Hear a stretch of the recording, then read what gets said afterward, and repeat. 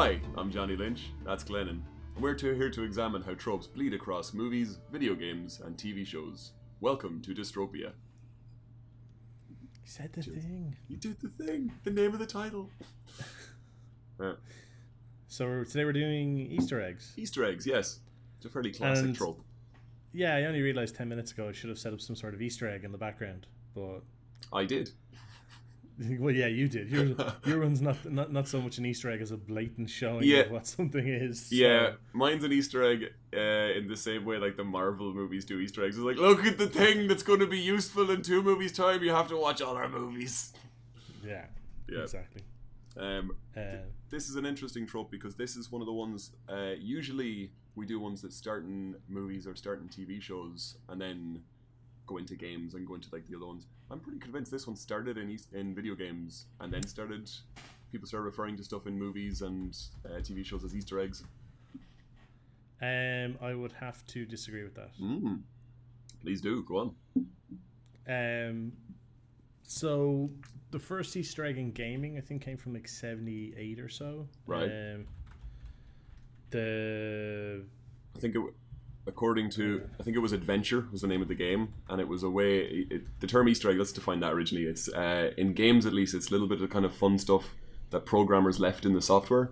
Usually very difficult to find, nearly impossible to find. And I think it started off because a lot of programmers weren't being credited on games, so they would put in little. That's how Acclaim and Activision and all them were set up. They were all working for Atari. And Atari didn't credit them because it just came up game by Atari. Yep. And a load of them got pissed off with this and left and formed Acclaim and Activision, and that's how all those companies got started. Yeah. But yeah, in Adventure, which was released in '79, it's kind of considered the first action adventure game. Like there was platforming and stuff. It was top-down platforming essentially. Yeah. But it had the created by blah as a wall. Down the center of one of the things was Warren Robinet, right? But that was 1979. However, the term comes from the Rocky Horror Picture Show. Ah, right. Which was 1975, because the Rocky Horror Picture Show, they actually had an Easter egg hunt on set, and they forgot to remove them all, and they show up in the film. Oh, that's amazing. I assumed it was the idea was Easter egg because in America they do hidden Easter eggs and kids go and find them. The idea that it started with just America. Yeah, well, that's true. I did one of them in Belgium once. Anyway, because we all know rabbits lay eggs, and it's fine. It all makes sense. Yeah. So there's one in the base of Frankenfurter's throne, right? And then there's a part where they first go into when they're brought up to the lab and they're going up the stairs. There's the one to the right hand side of the stairs, and there's a third, and I can't remember where it is. Oh, that's so good. The Rocky Horror Picture Show is actually the origin of it, and it was because of actual Easter eggs. That's absolutely brilliant. I'm so glad I know that now. And that was 4 years before Adventure. So Adventure was the first one in gaming, but it was done beforehand in film. Yeah. But it was it hadn't really got a name put to it. There's a couple of pulp noir films from way back when that have a statue of the Maltese Falcon somewhere. Oh, really? That's really good. Yeah. Like I think there's even one where it's like they're in like someone's office talking to them, and there's a statue of the Maltese Falcon on top of the filing cabinet in the background and stuff like and I like that's going back to the 40s, like So I think that's a good definition of it. It's something in a medium that gives an astute viewer, astute player a little bit of extra something, just that little bit of extra bonus that they can get out of something. Yeah.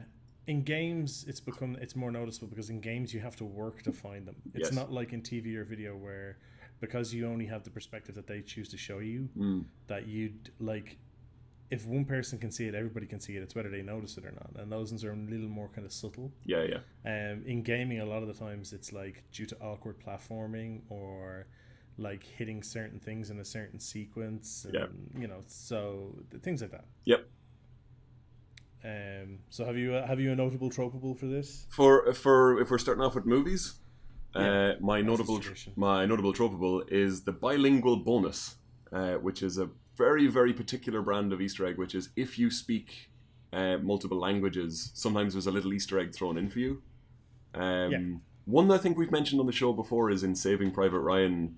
There's the soldiers, who run and put their hands up and they're like, don't shoot, we're Czech. And it's not subtitles, they're just as far as you're concerned, they're Germans who throw their hands up, trying to talk their way out of something. Yeah, no, they was it? Don't shoot us. We were aiming over you. Yes, we didn't kill anyone. Yeah, which is very, very weird.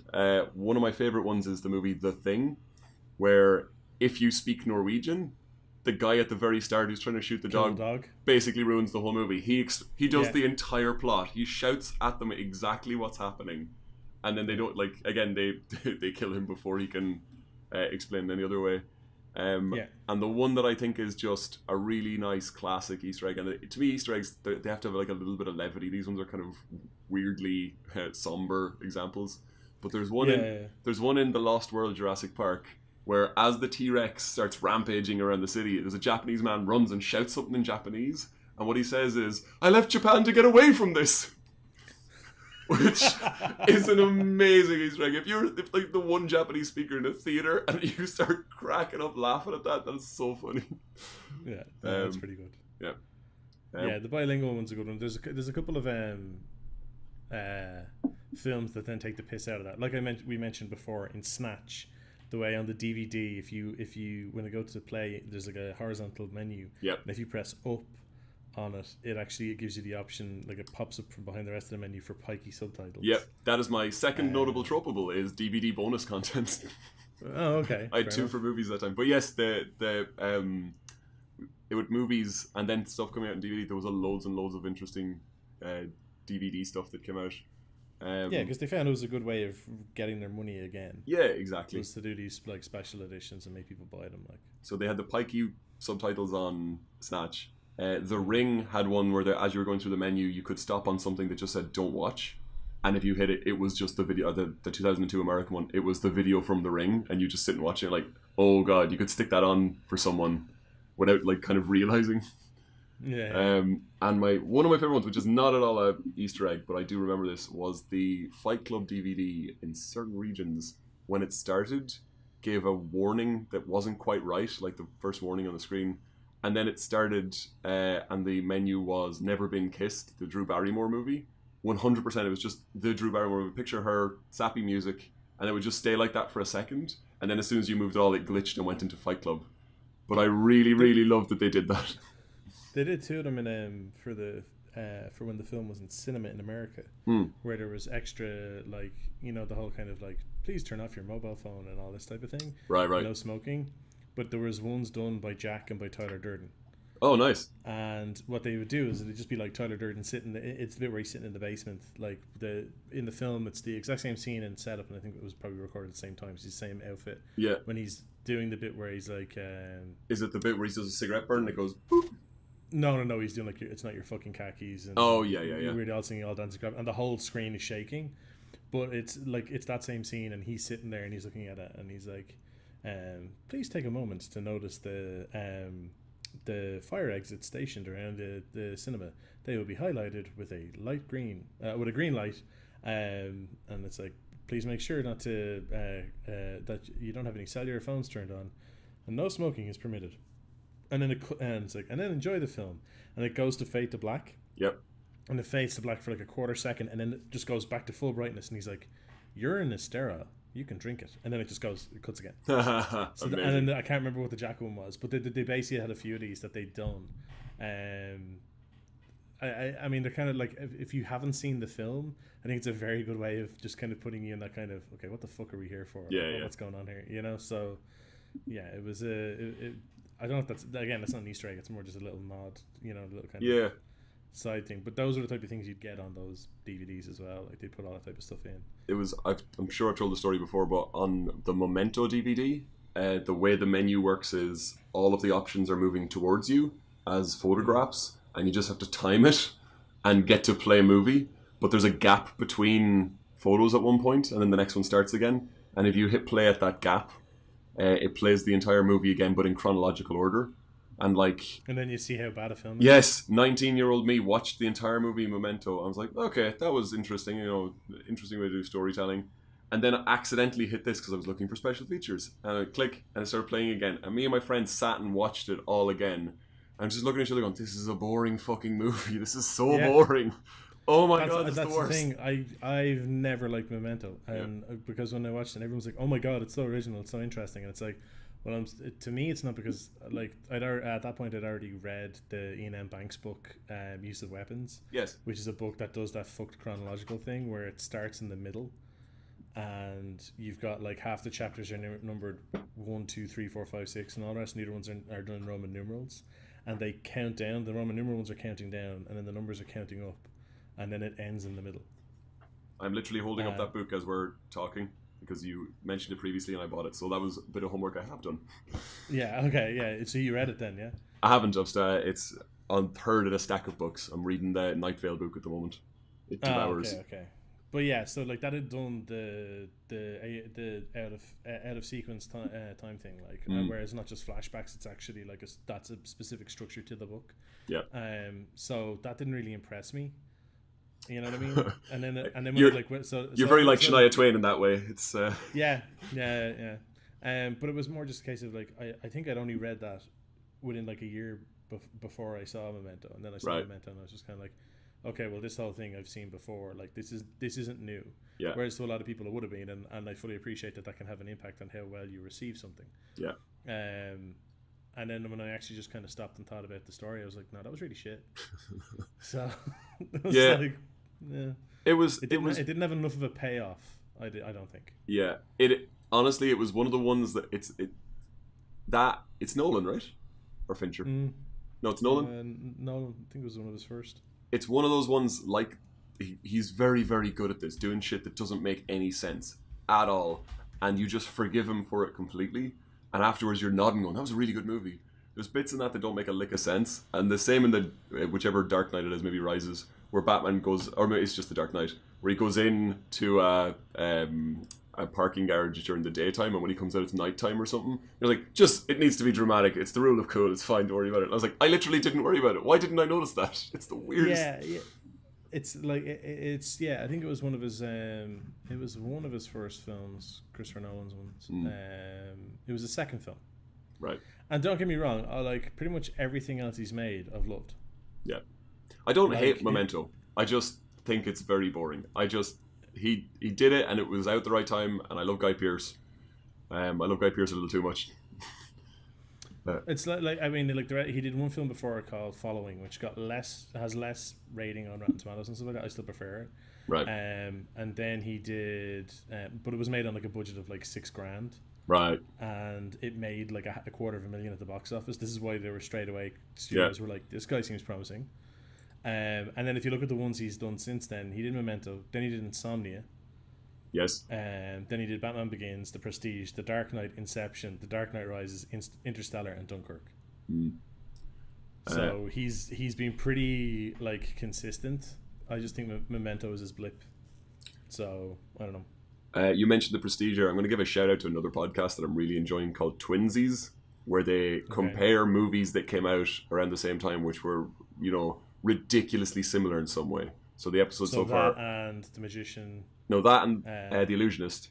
The Illusionist, sorry, yeah. And then you've like Deep Impact and Armageddon. Yeah, they haven't done those ones yet, but they did Ants in a Bug's Life, and it's so funny. Right. Like, because that one is literally people stealing from each other. That's literally someone starting his own studio and trying to get a bug movie out quicker than the other guys. That is a very entertaining listen. So Twinsies. So what's your film? What's your main film? My film choice, and probably the reason why we're doing this episode, is because I started watching Ready Player One the other day. And I started watching. I got about an hour into it. And I was watching it with Sinead, and she was like visibly annoyed watching this. She goes, "It's just fucking references." And I was like, I know, but that's the point. And she's like, no. Like, I can see how you enjoy this the same way you enjoy just reading Wikipedia. And I'm like, yeah, it's Wikipedia the movie. It's just me going from tab to tab to tab to tab. All shallow, no depth. And it is cool to see an Iron Giant again. It's fine. Like, I like seeing the Iron Giant. That's a thing I enjoy seing. But I could just go on Wikipedia and look up the Iron Giant. Or you could just go watch the Iron Giant, which is a vastly superior film.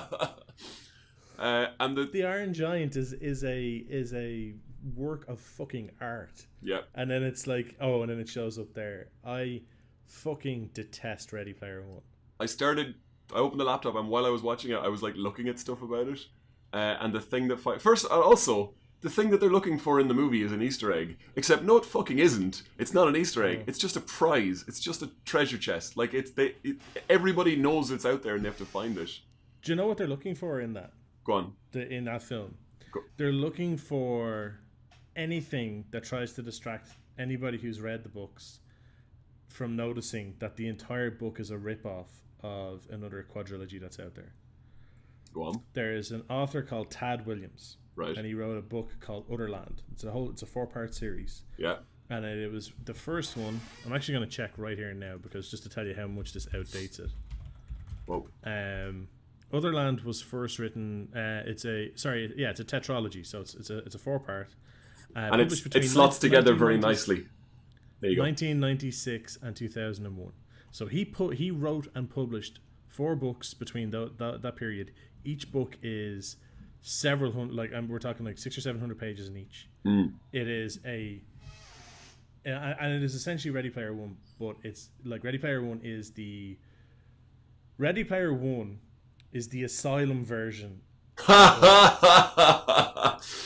If for anyone who doesn't know, Asylum is the guys who quickly rush to get out a movie to capitalize on something. So when Snakes on a Plane was coming out, Transmorphers. When they get Snakes on a Plane coming out, they rushed out Snakes on a Train. Which is, I mean, I don't know if that's better. I don't know. But this is the thing. They are like Ready Player One is dog shit. Yeah. And we might lose listeners over this. I don't care. Yeah. It is one of the single worst books. If you took all the references out of Ready Player One is a 20-page short story. I appreciate in the movie that they took out 30%, or no, they took out about 60% of the references, because in the movie I'm watching it, he's got a DeLorean, he gets the DeLorean, that's fine. I'm like looking at him going, wanker. But in the book, it's like he's got a DeLorean with Kit from Knight Rider's lights and the Ghostbusters symbol on the side and the fucking the Batman fins, like it just keeps going, and I'm what are you doing? Shit. The thing about Otherland is the way the Otherland thing works is that there is a way for people to plug directly into the internet, right? And play games. So playing games like World of Warcraft or whatever, you're playing them in those, like you're actually logged into your character. There's a series of different world, each game has their own world and stuff like that. Right. Then when you actually go on the internet and you want to go shopping, your avatar appears in a shopping district, and there's various adverts, and you walk around, you go into shops, and you can browse their stuff and so on. But what happens is that this illness starts striking people down where they're not able to wake up from being in the world, and it's happening to teenagers and kids, and it's about people trying to figure out what's going on, and them uncovering the fact that there's a massive, essentially it's like the darknet or something. It's like a massive subnet that is run by like the top 20 to 30 people in the world. And this thing is like there's an Alice in Wonderland world. There's one world where it's an entire house that covers a planet, and people live in this. There's a full like ecology built into that house, and there's all these like super interesting things, but they don't hammer it home. Like there is a specific one point where they go, yes, this is Alice in Wonderland, but it's Alice in Wonderland on a bad acid trip, which is already saying something. And then but when they visit the other places, it's very much kind of like, it doesn't need to tell you like every reference. What it does is it goes, this is a grim fantasy set in Europe in the Middle Ages type of thing, so there's orcs and stuff. Yeah. It doesn't say Lord of the Rings. It doesn't say Warcraft. I love that you said Europe in the Middle Ages, so there's orcs and stuff, and I agreed so readily there. I was like, yeah, all those orcs that were in France. But the thing is that when you say like grim fantasy, it's like, well, obviously you're going to have something like that. And it's like, it never has to say Lord of the Rings. It never has to say Warcraft. It never has to say anything else. It's just, it puts it in, it mentions the setting. It takes like a page or two to put up the setting. And you will naturally just go, this makes sense. And you go with it. And then the story is on the characters. It's on the interaction of these characters, their journey to try and find out what's happening, which is actually causing this issue for people. When you said that about the people... Sorry. Just to specify, there is specifically a game that built into it. There's like, but it's rumored to exist. People don't know for sure. And it's like, by playing these other games, you can find portals that lead you to the prize. And this is what these kids are chasing when this stuff is happening to them. So, like, I mean, like, Ready Player One is a 100% rip-off of this. They stripped out everything interesting and just went, yeah, there's the core of it. Yeah. The guy who wrote it is a fucking hack. Oh, yeah. Jesus wept. Right? And then the second book came out and everyone read it and went, well, this is dog shit. It's like, yeah, because he didn't copy another series. He actually tried to write himself and fucked it up horribly. He called it the Starving Games. And he was like, oh, it's another... Okay, fair enough. And actually... a special shout out, to someone we mentioned before here, our friend Cameron Dayton, author. He's creative director over at Sledgehammer Games, but he's written a ton of books, and he wrote a book called Etherwalker, which is the first part in the series he's writing, and I'd be promoting this book even if he wasn't a friend of ours, simply for the fact that Etherwalker knocked Ready Player One off the top of the charts for Cyberpunk. Fantastic. Fuck Ready Player One. So yeah. Sorry, Ready Player One is just... Oh, it's the worst. And I read the book start to finish, and I like that. I was like, some part of me is keeping me going, and Sinead put a best in. It's just opening 50 Wikipedia tabs. It's just like reading stuff and going, oh yeah, okay, fair. But what made me turn it off was, as I was watching it, I was Googling stuff. And I was like, looking at all these characters on screen. There was only 25 companies licensed to get all those characters. And it pissed me off so much knowing that only 25 companies own all those characters. Marvel, Disney owns your childhood. Yes. Well, they didn't have any Marvel characters. They did have DC characters. They didn't have any Star Wars characters. And that was weird because they didn't get Marvel. They didn't get Disney because Disney owned Marvel. Yeah, and they didn't get them, so they had to go with everyone else. So, but I keep seeing Street Fighter characters in the background, and Mortal Kombat characters, and Overwatch characters. They do a big Minecraft bit at one point. I was watching because DC have done stuff with Mortal Kombat, so like that's the Injustice games. Yeah. So they've actually shown up. In the same universe, so they got one and they automatically got the other. Yeah. Capcom don't care. That's fair enough. Kind of the simplest way I can put it. Like the only thing they care about is that when their game comes out, people like it. Other than that, they don't give a shit if it's like, oh, we want to stick this on everything. They're like, yeah, just give us money. We don't care. Yeah. So the DeLorean, they had the Akira bike, and they literally at one point he looks at the bike and he goes, yeah, it's a licensed skin over a standard frame. And I was like, did they make them say that? Because the bike crashes in a minute and they wanted to make sure that it's not the real Akira bike. Oh, they just... Yeah, I was told there was a really good Shining bit, and I was watching it for the Shining bit. I didn't even make it to it. I might go back today and watch the Shining bit.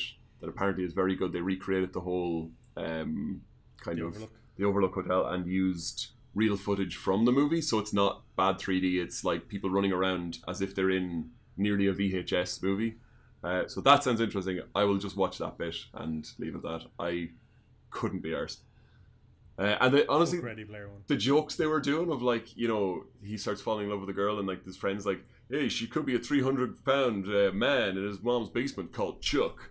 And like, I think I heard that joke on the first day of the internet. Like, how the fuck are you still doing that? That was a joke when you were 12. Yeah. What was your option? What was your movie? Well, I had a note made for the Rocky Horror Picture Show because it was the origin, as we meant. It's just two little ones that are more kind of well, one of them is kind of it's more to do with the storytelling in a film, and I always like it when they do this. So the Departed, yes, which is in fact a remake. Yes, that's true. I feel really bad that fucking Scorsese went that long without winning an Oscar, and then he finally got it for a remake. Yeah. That, like he deserved it for so many films before that. I didn't realize that was his first Oscar. I thought it was something else. I can't remember what I thought it was. The first one he got I think it was the first one he got for Best Picture. He might have gotten one for Best Story or Best Editing. Yes, yeah. But that was his first Best Picture. Every time there's a scene where someone is about to die, there is an X visible. Oh, nice. And it's always shown. Like the only character who essentially gets out without anything happening to them, and it's is your man Sergeant Dignam, the guy played by he's played by what's his name, Wahlberg, Donnie Wahlberg. Yeah. It's like, it has that probably my favorite of line when he's asking him why. He's like, because fuck you, that's why. Like, that'll do. Every time you see him, the background is always these vertical straight lines or horizontal straight lines. So it's super emphasized. Yeah. So that's a really good type of Easter egg, which is the internal Easter egg, which is if you were paying attention, you get more out of the story, but you don't need to know anything else. It's not a reference to something else. Yeah, exactly. There's even like, I mean, it's in towards the end of the film where Leonardo DiCaprio and Matt Damon are in the lift and it's going up through the building that's under construction. There's like one on the wall behind them. There's ones earlier on where there's like it's on like a window in the background, like and there's loads of these little nods all around the place. It is the reason I can keep watching Edgar Wright, Simon Pegg movies, is because they have so many layers of that stuff, and honestly you could take it all out and the movie would still be as good. But I have this like yearning to watch Scott Pilgrim again, because I know there's stuff in there. I know that every time one of the evil X's shows up, there's numbers everywhere. They're all numbered, so you have to fight through the 7 evil X's. So the first guy that shows up, there's 7s everywhere. The next guy that shows up, he's got like 6 on the bottom of a skateboard. There's like constantly stuff going on. And I was like, I just know that I'll watch it again and be delighted. Yeah, it's what is it?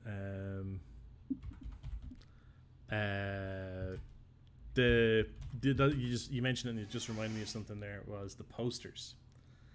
The posters, they show up in the film for Chris Evans' character for all the films he's been in. Oh yeah. And his character's name is Lucas Lee. And there's one like they all have amazing posters that are all a piss take of existing film posters, well-known ones. So there's one poster that's basically it's the Bourne Identity one. Right. So it's a large version of his face in blue in the background. Then there's a close-up face of there's a close-up one of him running with an explosion and a target on him, and it's called Action Doctor. And the tagline is, the good news is you're going to live, the bad news is he's going to kill you.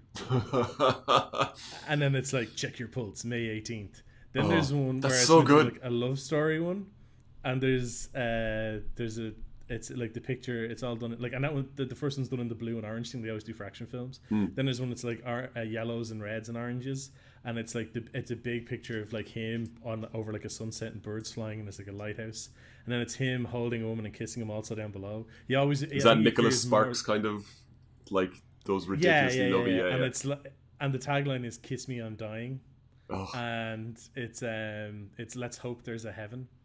Oh gosh! Then there's the one, and it's the poster is essentially the replacement bureau. It's black and white and grey, and then the dialogue's in red.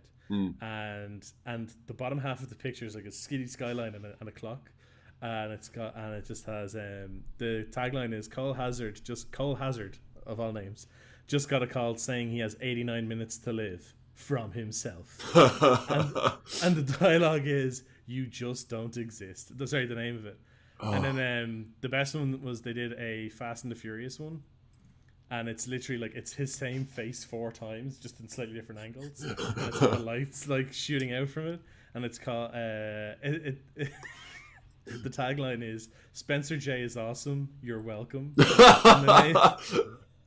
And the name of the film is Thrilled to Be Here. But these all appear in the background throughout the film, and they flash up for like through Scott Pilgrim. I would love to be able to track down a set of those posters and frame them and hang them somewhere. So good.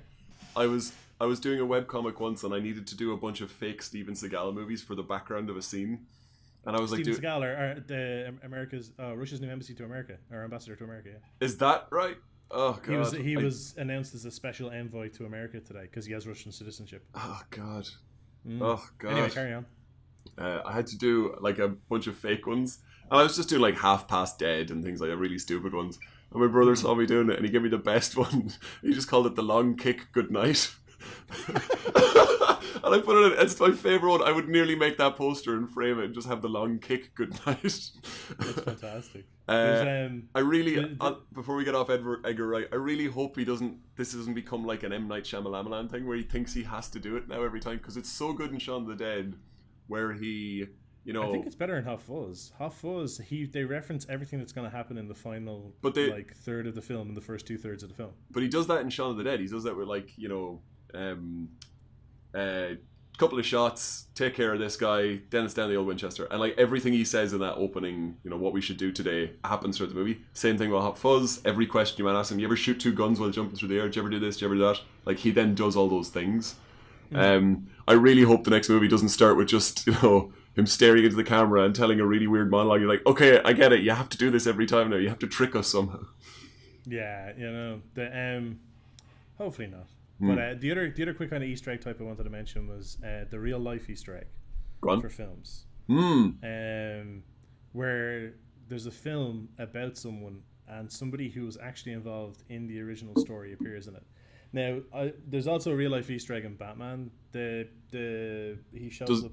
Real Batman shows up in it? No, there's a U.S. senator. I want to say his name is. In Patrick Leahy. Right. He's a United States senator from Vermont. Yeah. He's held that seat since 1974. He serves alongside Bernie Sanders. But he's a diehard Batman fan. Fucking huge Batman fan. He has been in Batman Forever, Batman the Animated Series, Batman and Robin, The Dark Knight Rises, and Batman vs Superman: Dawn of Justice. Well done, that man. He's the Wayne in The Dark Knight and The Dark Knight Rises. He is the Wayne Enterprises board member who, when the Joker comes to the party in Bruce's penthouse, he's like, we're not afraid of the likes of you. Oh, so he's got speaking roles. He's not just dude in the background. Yeah. Oh, that's brilliant. So he's straight up like a board member. In Batman Forever and Batman and Robin, he plays himself. Right. And in Batman the Animated Series, he's in a single episode, but he plays a governor. And in Batman vs Superman: Dawn of Justice, he plays a senator. So it's just I love the fact that he's he appears in them. But the main one that I always thought was quite good, and it's more like in films where because obviously that's just he's a diehard fan. He's such a Batman fan that they always try and get him in. That's really nice. But it was more the Catch Me If You Can, the Leonardo DiCaprio film, Tom Hanks, about Frank Abagnale. Yeah, it's a really the good guy movie. who faked that thing. So when he's arrested in France in that film, the arresting officer is Frank Abagnale. That's brilliant. So you actually the guy who arrests him is the guy he's playing. Yeah. And I thought that was really good, and he actually helped them write the film and stuff. Yeah. Because Spielberg had the rights to that film for 20 years before he made it. And he was asked in an interview, why did you wait so long before you made this? Because this is a hell of a story. And he was like, I wanted to see what Abagnale did with his life before I decided to make him a hero in a film. That's a really good way of putting that, yeah. Because I've watched so many. Go on. No, it's just to kind of show it was after he was caught and served his time and everything else and went straight, he stayed friends with your man Agent Shea, Tom Hanks' character, and they were best friends up until the point where Agent Shea died. They were really close friends. Man, that's so funny. And so he helped them write the book. He gave them all the here's all our pictures from blah, and this is how this all went down. And because he had no enmity towards the FBI character, he was able to oh no, this is actually what happened. He wasn't trying to spin it for his own, Oh man, that must I just liked how much he was involved. That must have been so funny when he was talking to them and the FBI guys, and he flawlessly made these checks. He's they weren't flawless. I put these things wrong on them. And I was what? He's we looked for that. He's nah, you didn't find it. There must have been genuine moments where he's oh man, the bit where he takes the sticker off the planes, the toy planes, so he can stick it to the checks. He's that came off a toy plane. You can just see the head of the FBI guy going, what? Yeah, it's mad how it was done. There's another Leonardo DiCaprio film, Wolf of Wall Street, where your man appears in it at the end and stuff. Basically, when he's given his speech at the end of it, the guy who he was actually playing was sitting in the crowd, but that guy was an arsehole. Yeah. So you're kind of you know what I mean? He kind of comes across as a complete scumbag. In the Catch Me If You Can thing, it was very much the guy's 17 and bored. Yeah. Okay. And you can kind of okay, I suppose. And he turned his life around and all the rest. And so it was just something I thought was super interesting. The Hunter S. Thompson cameo in in Fear and Loathing is very good as well, where it cuts back in time to Johnny Depp as Hunter S. Thompson walking through a crowd, and he goes, "There I was," and then he looks over and just sees actual Hunter S. Thompson. He goes, "Holy crap, there I am!" And then they just brush past it, and he keeps walking towards the camera and delivering his lines. You're like, that is a nice little moment. Thank you for that. Yeah, it's but that's the thing. Like, at least with your man Agnell, he turned his experiences into becoming a security expert for the US government. He turned his life around and was like, no, fuck it. Like, if I could do this, because I think it was that I genuinely think it doesn't really come across in the films, but I genuinely think that it was a case of, because I've read about it as well, and that it seemed to be he was just out having fun and he was trying not to harm anyone. Yeah. You know, because there was these airlines that were making millions and he was taking a couple of hundred off them every few weeks like, and going out and partying. And I think what it was that it wasn't until someone actually, like, until he escaped police custody twice before he was 21. I mean, there's probably... And then I think it was somebody finally said to him, says, but this is the damage that could be done with it. And he went, oh yeah, shit, actually that's a fair point. Because there's, you know, and then he became aware of it. Like, there's so many stories of people doing that, but with credit card fraud or something. Like, there's so many, like, 17-year-olds who get a credit card and go fucking crazy and stay in hotels. Stephen Fry famously did that when he left boarding school. Arrested, was in prison and everything. Yeah. So it's just that this guy did it in a way that was, like, incredibly hard to track and incredibly like ingenious, you would have to say. Yeah, and I think because he was, like, stealing from airlines and stuff like that, that it became a very much kind of a Robin Hood thing. Yeah, people were like, there's a little bit of that. But, like, I don't give a shit. Like, but, you know, obviously, like, that had some sort of trickle down effect. But he then was like, oh wait, so this could be used for serious. Oh, okay, right. Well, then I'll help you stop it. So, you know. Shall we move on to video games? Yeah. What's your game? Or have you a notable trouble first? Have I a notable trouble? I do have a notable trouble for video games.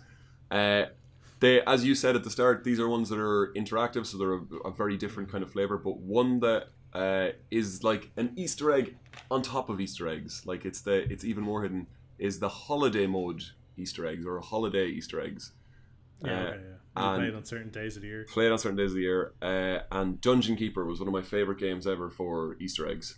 They had a little bit of Burn Baby Burn the first time you discovered lava. They'd play a little bit of that disco hit, which was, I thought I was going insane the first time I heard it of them. They have one, if you play past 1 a.m, the narrator voice says, "Surely even Dungeon Keepers must retire to a lair of some description." These are all in Dungeon Keeper 2, by the way. Are they all in Dungeon Keeper 2? I have Dungeon Keeper 2. I'm looking at the icon on my desktop. I was playing it a week ago. If you play on Halloween, it says "Trick or Treat Keeper."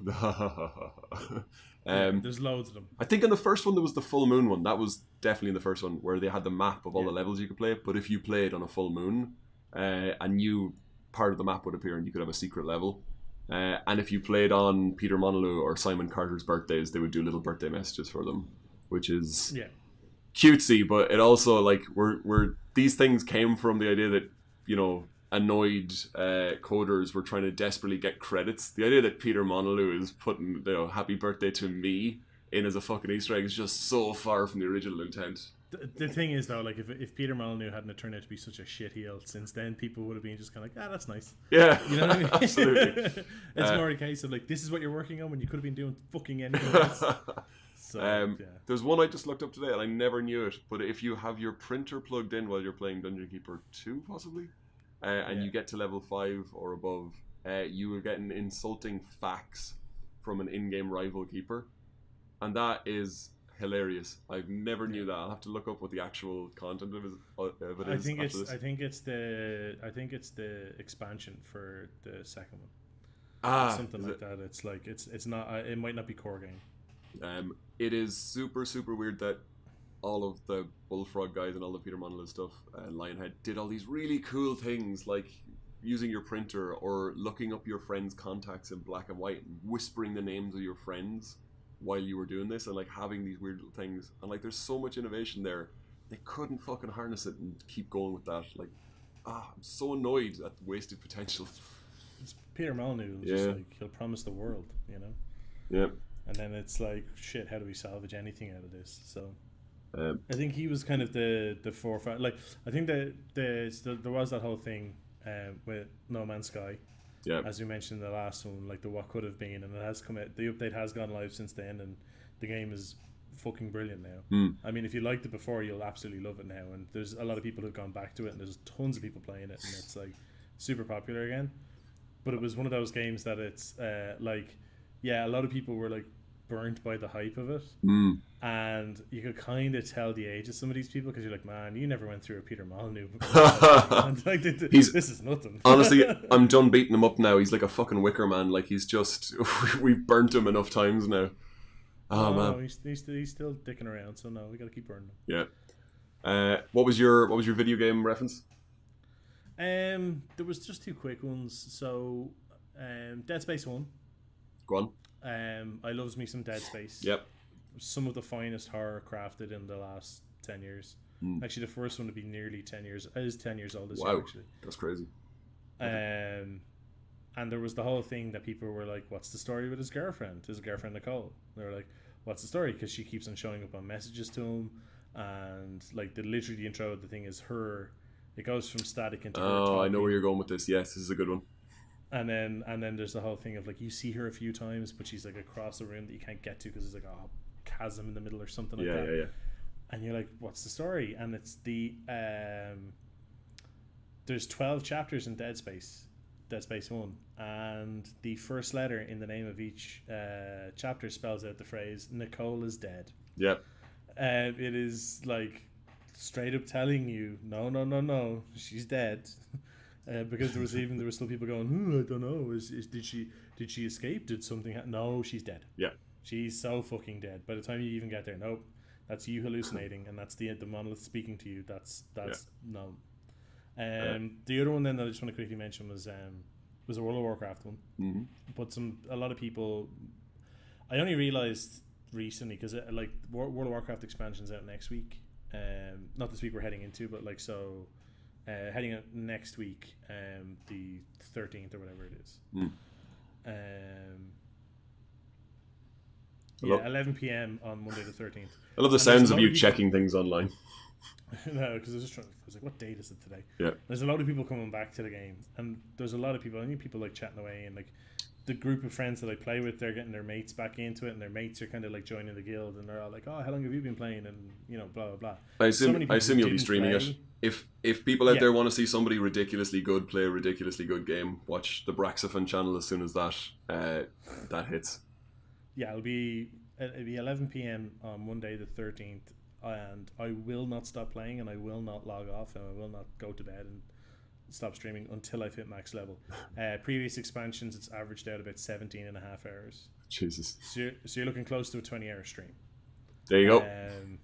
So yeah. But the what you call it, a lot of people were coming back, and I realized a lot of them probably weren't around during the vanilla days, like when the game first launched, which is like 14 years ago at this point. There was an area when the game launched, there was 2 continents, and there was one area that you just couldn't get to. There was the pathways to it were blocked off. There was like rock slides and stuff.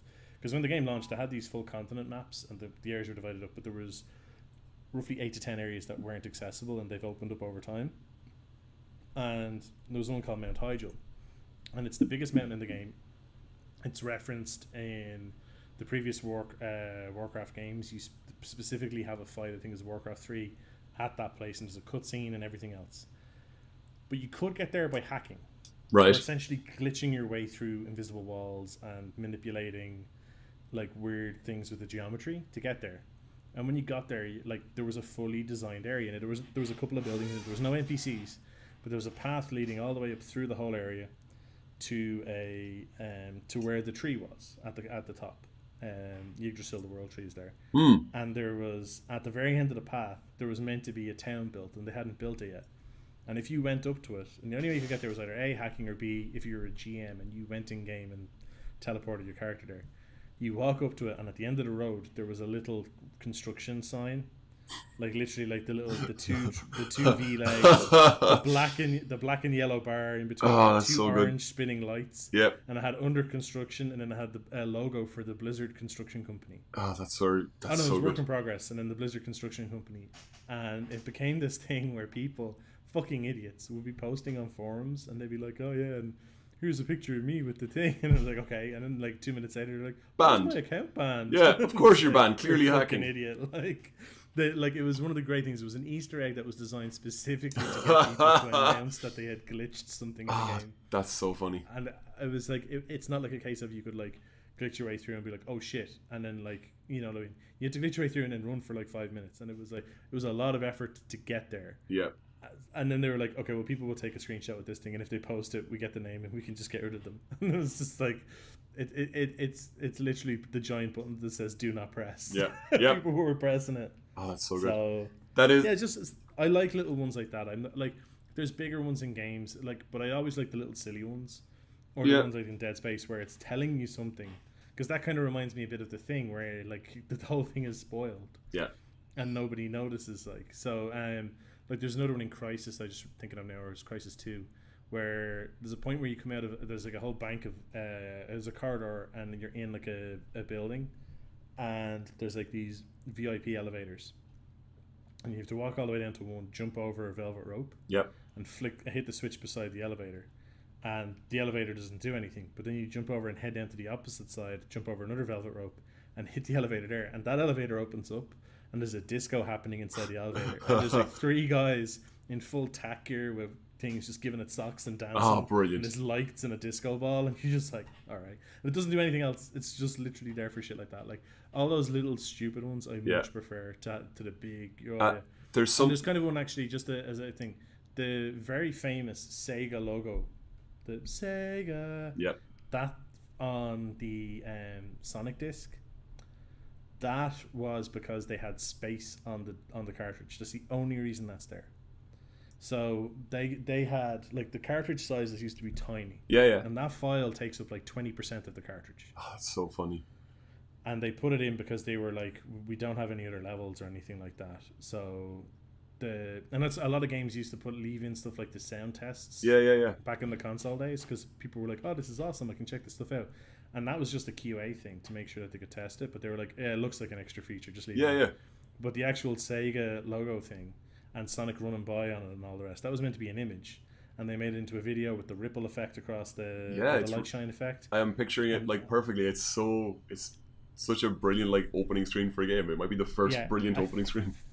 I think it was 20 or 22% of the entire disc's cartridge's capacity was on that logo. So crazy. Like that's not necessarily an Easter egg, but it's more of a, like, a lot of people don't realize like that was essentially a filler. and that was the thing, so it's kind of related to them. One of the things you mentioned there, and it's for games like Grand Theft Auto, I remember finding loads and loads of Easter eggs in GTA 3 and San Andreas, because they're games where you would just spend hours and hours walking around, much like World of Warcraft. Yeah, it's a sandbox. 100%. And when you find an Easter egg in that completely by chance, it's such a rewarding feeling. And it's sometimes that, like, you slam a car into a wall and it makes an angle and another car goes up it and you end up behind a wall you didn't think you could get behind. And there's just a little sign saying you weren't supposed to be able to see this, or no Easter eggs here, try again. And you're just like, I'm so glad that you put something there, even if it's just to fuck with me. It is really, really good to know that they're like, instead of putting a roof on this area, they're like, no one will see it. Well, fuck it, let's put a little sign there. It's so funny. Yeah, stuff like that. I think like that type of stuff I really enjoy, because it's just, they were like, you know, people are like, well, there's this glitch here that happens 1 in a million, or 1 in every 10,000 times. Like, fuck, just stick this in. Just put a fucking lampshade on it and we're fine. We're not going to worry about rebuilding the geometry of the map. Just put this in. I remember playing Blood as well, one of the old kind of Doom clones and Duke Nukem kind of clones, and you could do all the classic cheats. You could do no clip, you could do fly and things like that, and it was so funny because you could get out of the levels and see stuff. And I remember, like, there's a tower that if you fall off you die. At the very bottom, if you clip out and just hang around, there's all these signs down there making fun of you for, like, cheating. And those ones where there was a train level, but the train was static and the ground was just a repeating texture flying underneath it. And if you clip out, there's stuff underneath it making fun of you. It was very funny. There's actually, you just mentioned no clip in Doom 2.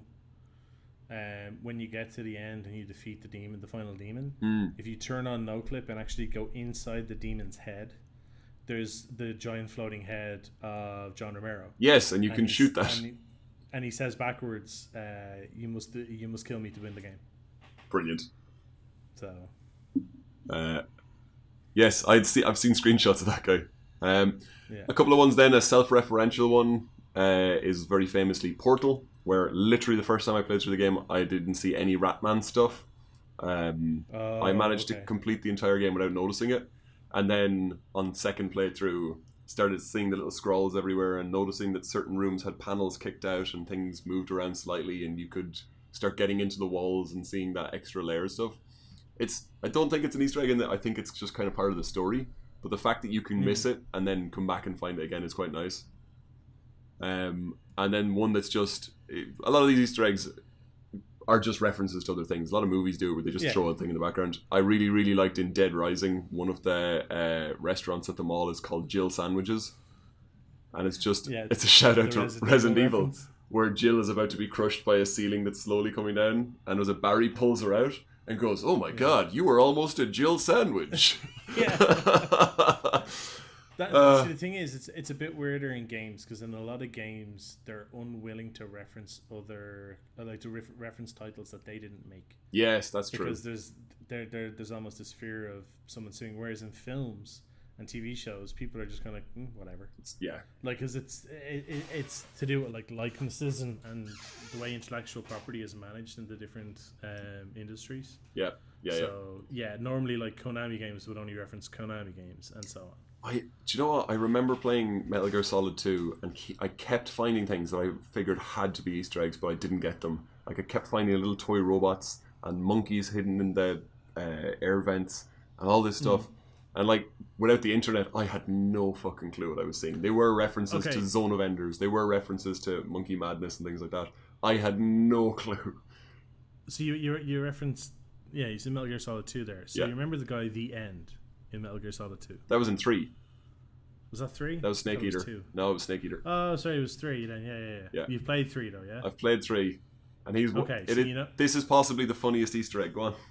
Oh, you actually know it. Yeah. So when you come across him, this guy's in like his 70s or his 80s. Yeah. And he's a sniper, and you have to like try and sneak up on him with a knife. Yep. Or when you get near him, if you just save the game and don't play the game for a week, when you come back, he's died of old age. Yes, literally 1 week and he's died of old age. It's the funniest thing, and it makes so much sense for that game because in like the original Metal Gear Solid, you had to do things like hit reset buttons and move controllers to second slots, and you had to actually physically you had to do stuff in the real world to affect the game. The idea of just not playing for a week and then finding The End's dead body where he's died of old age, you're like, I couldn't beat him, alright, shut up.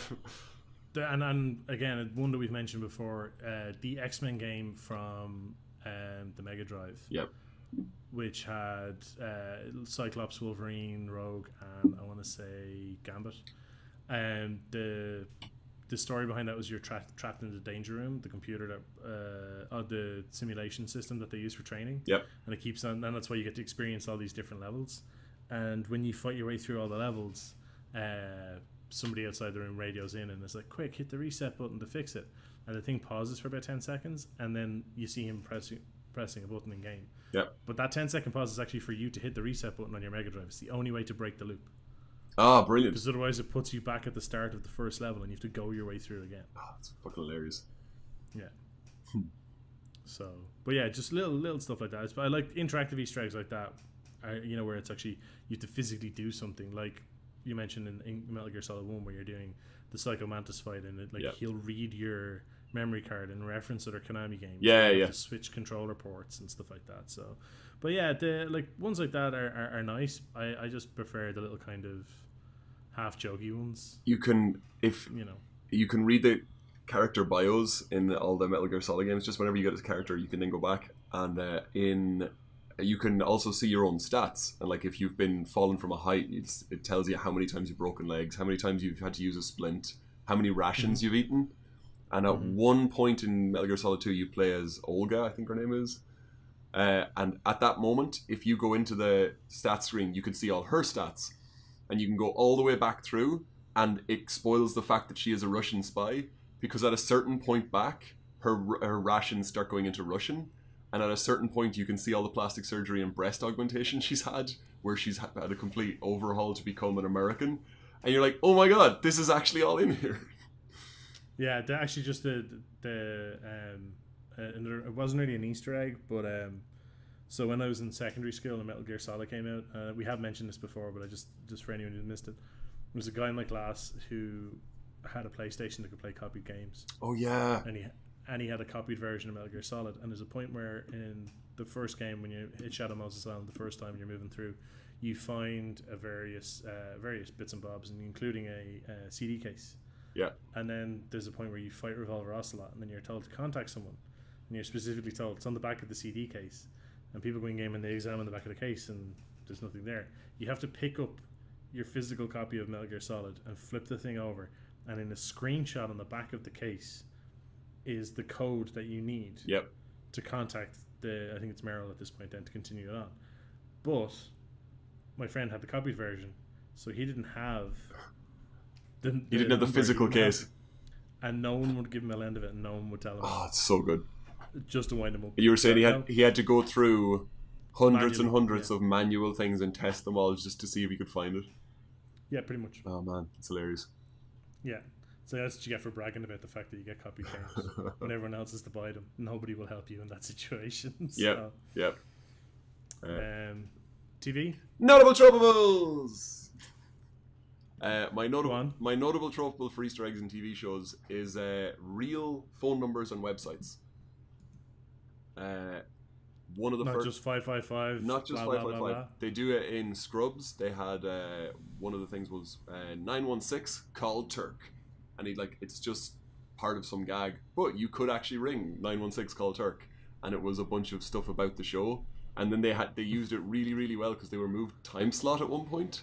So they changed the 916 call Turk to being Turk going, oh guys, real quick, we're moving from 9 a.m. to 8 p.m. on this day, which was really, really handy for them because as soon as everyone found out you could do it, they would. And it was a really good way to advertise something weird like a slot change. Right, okay. But they've done it similarly on Gilmore Girls and Supernatural and apparently The Office, where it's kind of a stunt, but that if someone puts a real number on screen, they always make sure it is a real number that you can call and get information about the show. And then the actual TV show I want to talk about is the IT Crowd, because they did it for all of the websites that they flashed on screen. So the episode where they pretend to know about football was like, did you see that shocking display last night? Oh yeah. What was Wenger thinking? Rooney, he always tries to walk it in. They on screen for 1 second. It shows that Moss is on a website called bluffball.co.uk, and the idea is that other people watch the football for you and then just give you 3 stock phrases that you can say to men, burly football men, to make it seem like you know exactly what you're talking about. But you can actually go to bluffball.co.uk and they would start doing that. It's now, the site still exists, but now it just says, coming soon. Oh no, it says, we're coming soon. We're coming. I'm just looking at it now. They also have friendface.co.uk, and if you go to that, it's a Renham Industries page saying, coming soon. And then, this is kind of the Easter egg that leads into just a huge series of Easter eggs. There was an episode where they had a website that could work out when you were going to die based on this questionnaire you could take, and it was called howlonghaveyouggot.com. And you can go to that, and they have a questionnaire, and it's like, do you drink tea or coffee? Do you have an innie or an outie? If you died tomorrow, would your family be A, sad, B, glad? This weird thing. And then it terms and conditions and all the other website stuff. But if you go into the terms and conditions and read through them, it's actually for a competition to win a bunch of IT Crowd stuff and a laptop and all this stuff. And then if you go back through the questionnaire, the last page of it is a bunch of really weird questions, and one of them is what's Moss's Easter egg? What's Jen's Easter egg? And then this kind of harks back to DVD bonus features. One of the things you could do on the DVD was put on leet subtitles, which would just kind of do garbled leet speak for the entire show, but at various points would point out that there's now an Easter egg on screen, or there's some Easter egg here, or there's some code that needs to be broken.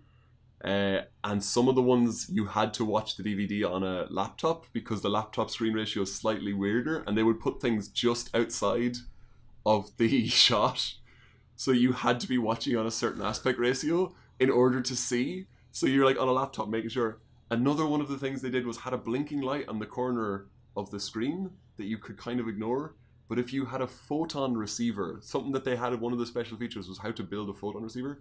You could plug it, like using a sticker, stick it onto that side of the screen, and it would give you a little bit of, I don't know, Morse code or something that would then translate it back into text for you. So they had this huge set of, I think this was all for season 2, the IT Crowd version 2.0. All this stuff was on the DVD, and they had this mad scavenger hunt with like Easter eggs on every single screen and across the internet to find this. Astute listeners will know that I am absolutely in love with this kind of stuff, whether it's the augmented reality games for Fringe or the movie The Game, which is just based on these kind of crazy real-world madness-inducing kind of scavenger hunts. But I really enjoyed that. I think I was aware of it while it was going on. I didn't really take part because I figured in fully. Yeah, I didn't really have the. I wasn't part of the community that was doing it. It seemed like it was a whole bunch of people just trying to crowdsource it. But I was like looking in from the outside, thinking, "This is amazing. Well done, everyone." I think with stuff like that, you got to be careful. Blizzard did it for Overwatch for the character Sombra, which is the first post-launch character, and they did a full ARG around it, but it kind of ran like a month too long. Right. And it got to the point where it just started pissing the crowd off, where they were just like, just fucking release the character, would you? Yeah. So that was, I think it's different with a TV series when you know this is going to go live on a certain date. As far as the ARG with Sombra, it was a case of something brand new being adding to an existing game rather than just here's season 2. Yeah. So people are able to kind of go, okay, cool. So there's something extra to do. This is more like, no, this is something new that we want. Yeah. So like if you spoil it too much, again, it's that the suffering of the hype train type of thing. So yeah. Someday we'll do an episode on like something I can talk about the I Love Bees ARG for Halo, because I would happily do just a huge breakdown of that. I think it is one of the most successful ARGs of all time, because I think it didn't actually matter that there was a game coming out. People just enjoyed it for what it was, and it went on for so long. Cool. What was your option on TV shows? Again, this is kind of background stuff. Like I said, it's just the little kind of quick nods and stuff. So like in Firefly, there is a Han Solo and Frozen Carbonite in the background in at least one scene in every episode of Firefly. How big is it? The actual piece, the model itself, is like 10 inches tall. Okay, so it's sorry. When you said that, I was just imagining that like they walk past it, and then I was like, "Oh, that's a life-size one. That's cute." And then you said in every episode, and I was like, "What the fuck? I would have noticed that." Yeah, no. It's small enough. Right. Sorry, I have a mosquito bite my leg, and it's just flaring up now. This is annoying. The main one though was, and again, just something small, was Community. Ah, yes, yeah. So in season 1, I don't know with the exact episodes, but in season 1, someone mentions Beetlejuice. Yeah. And in season 2, someone mentions Beetlejuice. And then in season 3, in the Halloween episode, someone mentions Beetlejuice, and Beetlejuice walks by in the background. Because someone has said his name 3 times. And that took 3 years to set up. And it was so off the cuff. Like it wasn't weird when they said it the first time. Someone couldn't think of Britta's name, and he's like, "What's her name? Brittany, Beetlejuice, Brit." Like it's named after a filter, so they just rattle it. Second time they say this guy in his striped number, like Beetlejuice over here. So again, it makes sense in context. And then the third time when they finally say it, he just walks past. It's so. And it's in the background. Yeah, he literally just walks by the window in the background, and it's the Community also do another one where Abed is missing for most of the episode, and then it's basically he has you find it that it was there's a couple who also go to the college, and one of them's pregnant and she's giving birth, and Abed delivers the baby. Now the thing is that entire couple, you can see them first meeting each other, hooking up, having a fight, having a breakup, getting back together. And I think he proposes to her over the course of the previous season's worth of episodes, always in the background. Oh, that's so good. it's little stuff like that I love. It's that little kind of, like I completely missed that the first time I watched Community. I didn't notice a single one of them. Yeah. Up until the point where Abed helps deliver the kid, and then someone's like, "Oh, how was your day? Like, where have you been?" And he's like, "I just, I was helping somebody with something, helping a friend with something." I think he says, or something like that. Yeah, yeah. But it's like it's such a huge telegraph thing, and it's just never noticed it. I've always enjoyed stuff like that when it comes to Easter eggs, particularly in TV series where they can just build it over time. So one of my favorite shows actually they do a similar thing in The Simpsons, kind of, where if you put all of the McBain movies together in sequence, it kind of feels like that's one movie where they're all going through. Oh no, it is. It's straight meant to be a film, and that's Conan O'Brien's fault. Is it? Did he start doing that? Yeah, because Conan O'Brien was a writer on The Simpsons. He wrote the monorail episode. He's one of the best writers of all time on The Simpsons. And every one of his episodes has a piece of that. Is that right? Stuff in it. So it is him. Yeah. It's straight up Conan O'Brien. One of my favorite Easter eggs is where they do real life facts about the actors in Friends. Every so often in Friends, they'll just do an episode where something weird comes up about one of the characters, and it's usually a reference to something.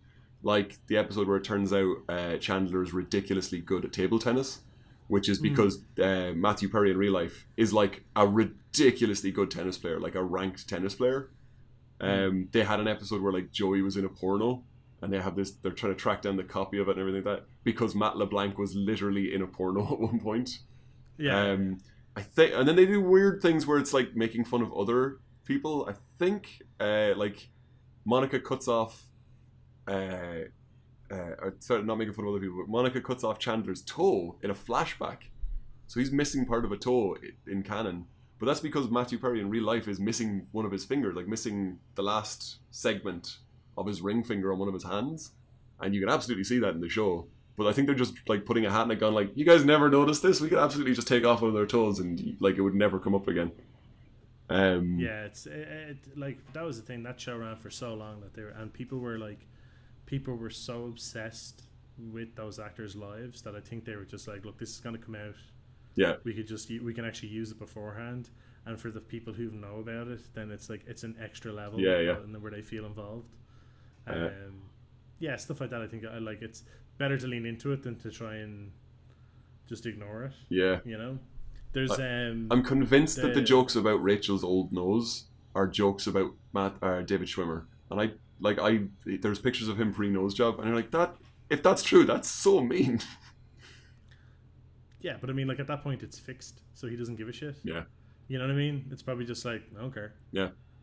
Like there was a thing I remember like seeing on between several different like documentaries, mini docs, interviews, and various news articles around the time. Like he was very active in the writing of the jokes. Like he would try and give as much feedback as he could. Right. Because he was kind of considered one of the more senior actors on the show as well. And that there was one point where. I think it was season 3 or season 4 himself, and he found out that it was like there was a pay disparity between the 6 of them. Right. And he was getting paid the most, and he went off and kicked up a fuss about it. And he was like, "There's no way on earth this should happen." And then they all ended on $1 million an episode. Yeah. But that was the thing. Like he was very like, while his character comes across as being the dork of the group and being like, intentionally somewhat unlikable. Yeah. He is like apparently behind the scenes he was he was the guy who looked out for everyone. He was the guy who was super involved. So if there was a joke about a nose and it was in reference to him, he probably put it in. He was probably like, well, that this is about me, so just fucking use that. Like, yeah, that is true. Which I can respect, and I know he, like I said, he used to get a lot of stick, but I actually respected the way he acted around, like when he wasn't on screen, the way he was behaved with them and stuff. Yeah. And then I saw that film Big Nothing. I don't know if you've seen that. No, I haven't. Big Nothing is a black comedy with him and Simon Pegg in it. Yeah, I literally saw it in a video shop one time, and it's like him on the cover holding a gun, like the proper, like nearly a Reservoir Dogs style shot, like gun towards the camera. And I was just staring at going, Ross with a fucking gun. Ross. Yeah. Just didn't. Yeah, and Simon Pegg. It didn't click with me. Is it good? I don't think I'd watch it a second time, but it's worth watching at least once. Okay. It's like just because it's one of those films that has a couple of twists in it and stuff. So like but you know, usually like unless the twist is spectacular on the level of The Usual Suspects, you're kind of gonna go, well, I watched it once, I know what happens. You know, but it was decent. So cool. Did you? I think that's it. Did we do your one?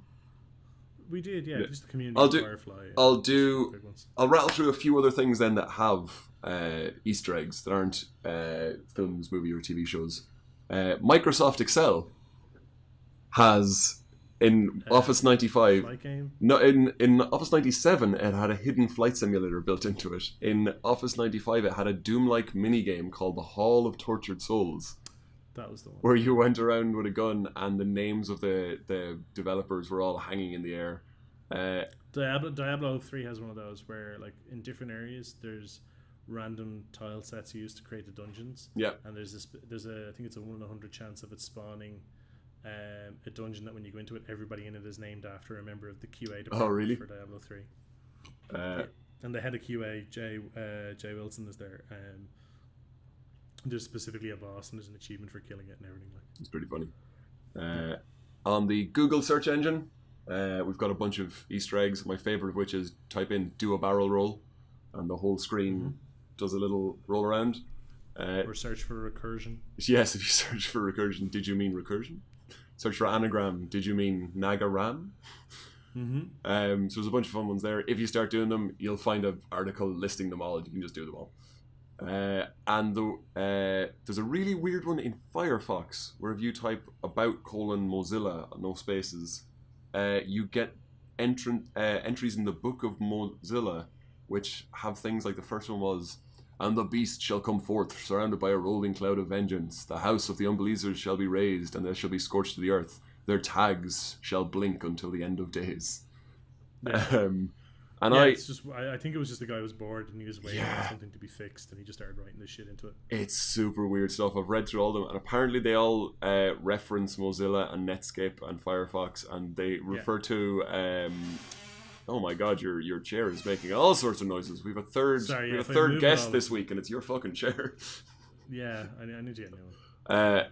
The Mozilla one's weird. But one really, really fun one, it was hidden tracks on albums back in the day, and especially the hidden track on Nevermind, which if you let the last song play, it plays for like then 10 minutes of just dead air. There's just complete silence.